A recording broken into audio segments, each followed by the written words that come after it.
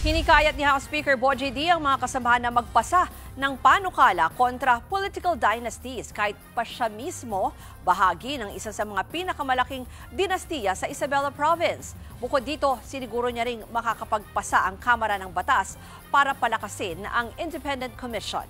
Narito ang Express Report ni Marian Enriquez. Sa harap ng mga ulat ng katiwalian at ghost projects, hindi sapat ang galit. Kailangan natin ang solusyon. Sa muling pagbubukas sesyon ng Kongreso, nagbigay ng 2 reforma si House Speaker Bogie D para labanan umano ang korupsyon sa bansa. Una, ang pagpapasa ng panukalang batas na magtatatag ng Independent Commission Against Infrastructure Corruption. Ito raw ang magbibigay ng mas matalim na pangil sa Independent Commission for Infrastructure. Pagsisiguro ni D, lusot na ito sa Kamara bago mag-adjourn ang sesyon sa Disyembre. Malinaw ang ating mensahe. There will be zero delays in the passage of this measure because our people have zero tolerance for corruption. Layo ng panukalang bigyan ng kapangyarihan ng komisyon na direktang magsampa ng mga reklamo, magsamsam ng ari-arian, magpataw ng preventive suspension at maglabas ng whole departure orders laban sa mga opisyal na sangkot sa korupsyon. Suportado naman daw yan ng komisyon.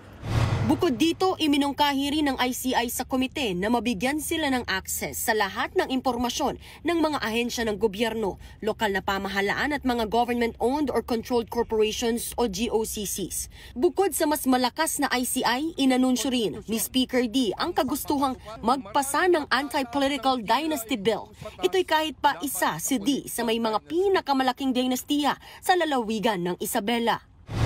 Alam ko pong maraming magtataas ng kilay sa usaping ito.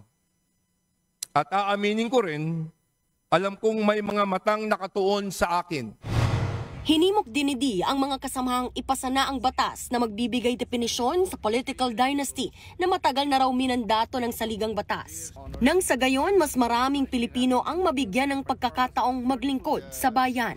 Mabuting balita naman ito para kay Senior Deputy Minority Leader at Caloocan Representative Edgar Erice na isa sa mga nagsusulong ng panukalang kontra political dynasties. Naniniwala si Erice na ito ang pinakamalaking ugat ng korupsyon.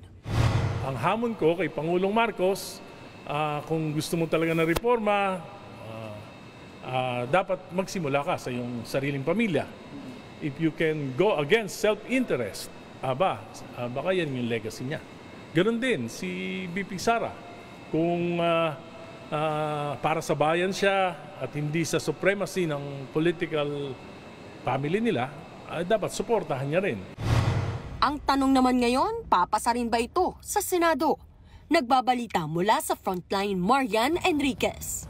News 5. Mga kapatid, Ruth Cabalco, para sa mabilis na pasada ng mga balitang dapat niyong malaman, mag-follow at mag-subscribe sa social media pages ng News 5.